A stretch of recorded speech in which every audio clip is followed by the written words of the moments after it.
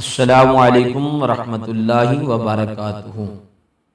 حضرت ابراہیم علیہ السلام کی قربانی کا تذکرہ آج ہم کرنے لگے ہیں، اور ان کا تذکرہ کیوں کرتے ہیں؟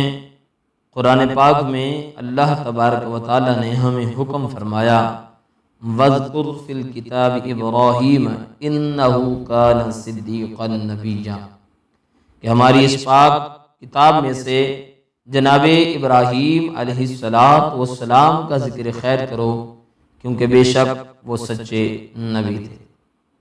تو واقعہ شروع کرنے سے پہلے آپ سے گزارش ہے، اگر چینل پر نئے آئے ہیں تو سبسکرائب کر لیں، بیل آئیکن کے بٹن کو دبا دیں۔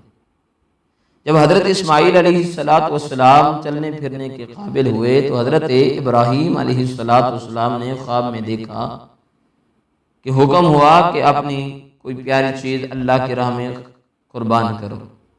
اب اٹھے اور صبح جانوروں کا نذرانہ بارگاہ الہی میں پیش کر دیا۔ دوسرے دن وہی خواب پھر دہرایا گیا تو آپ نے کچھ اور جانور اللہ تبارک و تعالیٰ کی رضا کے لیے قربان کر دیے۔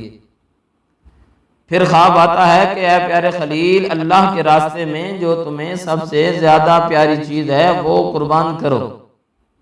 تو آپ کو سمجھ آ گئی کہ میرے ساتھ پیار کرنا، یعنی مجھے سب سے زیادہ جو پیارا ہے وہ میرا لخت جگر، میرا بیٹا حضرت اسماعیل ہے۔ آپ اٹھے اور جناب حضرت اسماعیل علیہ السلام کے پاس جا پہنچے۔ دراصل بات اس طرح ہے کہ جب بھی آپ کا ارادہ بنتا، آپ شام سے حضرت اسماعیل علیہ السلام کے پاس چند لمحوں میں پہنچ جاتے مکہ شریف میں، کیونکہ اللہ نے حضرت ابراہیم علیہ السلام کو براق عطا فرمایا تھا۔ جس دن آپ کا ارادہ ہوتا آپ قیلولہ مکہ شریف میں فرماتے، صبح وہاں سے چلتے، قیلولہ فرمانے کے بعد پھر رات شام واپس پہنچ جاتے۔ تو یہ اللہ کے نبی کی عظمت ہے۔ آپ پہنچے، جناب حضرت ابراہیم علیہ السلام نے اپنی زوجہ محترمہ حضرت ہاجرہ سلام اللہ علیہا سے فرمایا کہ میرے بیٹے کو تیار کر دو، ہم نے ایک دوست کی دعوت پہ جانا ہے، اور ساتھ رسی اور چھری بھی لے لی۔ تو جب پوچھا گیا کہ آپ یہ کیوں ساتھ لے کے جا رہے ہیں، تو فرمایا کہ میرا دوست بہت ہی پیارا ہے، ہو سکتا ہے وہ قربانی مانگ لے تو مجھ سے انکار نہیں ہوگا۔ اب وہاں سے روانہ ہوئے تو شیطان موقع جان کر جناب حضرت سیدنا ابراہیم علیہ السلام کی زوجہ محترمہ حضرت ہاجرہ سلام اللہ علیہا کے پاس پہنچ گیا اور کہا کہ تمہارا شوہر تمہارے بیٹے کو ذبح کرنا چاہتا ہے۔ آپ نے فرمایا کہ میرا شوہر میرے بیٹے کو بھلا کیوں ذبح کرے گا؟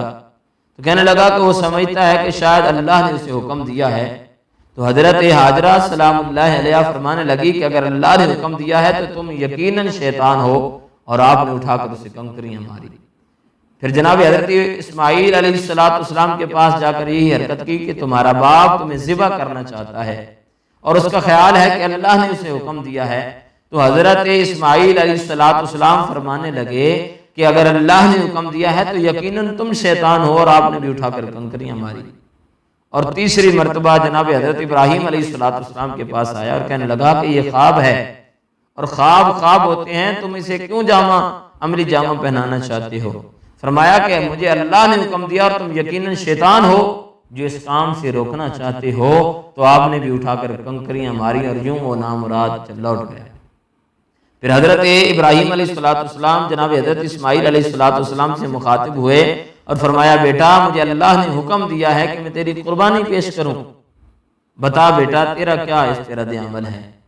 تو جناب حضرت اسماعیل علیہ السلام عرض کرنے لگے یا ابت افعل ما تؤمر، اے میرے پیارے باپ جو تجھے حکم ہوا ہے وہ پورا کیجئے، ستجدنی انشاءاللہ من الصابرین، آپ مجھے یقیناً صبر کرنے والوں میں سے پائیں گے۔ تو جناب حضرت ابراہیم علیہ السلام نے حضرت اسماعیل علیہ السلام کی وصیت کے مطابق آنکھوں پہ پٹی باندھ لی، چھری ہاتھ میں کر لی۔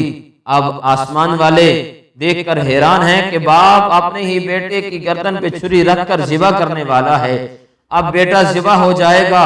جناب خلیل علیہ السلام یہ عمل کرنے والے ہیں کہ اللہ تبارک و تعالیٰ نے جناب ابراہیم علیہ السلام کے اس خواب کو عملی جامہ پہنانے کے لیے حضرت جناب جبرائیل علیہ السلام کو حکم دیا کہ جاؤ جنت سے ایک مینڈا لے جاؤ اور اسماعیل علیہ السلام کی جگہ اس کو لٹا دو تاکہ ہم اپنے پیارے خلیل کو سرخرو کر دیں، اور اس طرح وہ مینڈا لا کر ذبح کر دیا گیا۔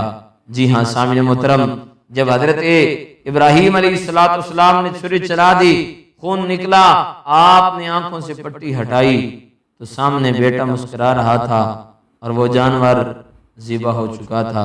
آواز آتی ہے قد صدقت الرؤیا، اے پیارے خلیل آپ نے اپنا خواب سچ کر دکھایا۔ اور یوں حضرت اسماعیل علیہ السلام آپ کو اللہ تعالیٰ نے اپنی طرف سے فدیہ دے کر بچا لیا، لیکن حضرت ابراہیم علیہ السلام پیچھے ہٹنے والوں میں سے نہیں تھے۔ اللہ تعالیٰ ان کی سنت پر عمل کرتے ہوئے ہمیں بھی اللہ کی بارگاہ میں زیادہ سے زیادہ اپنا مال خرچ کرنے کی توفیق عطا فرمائے۔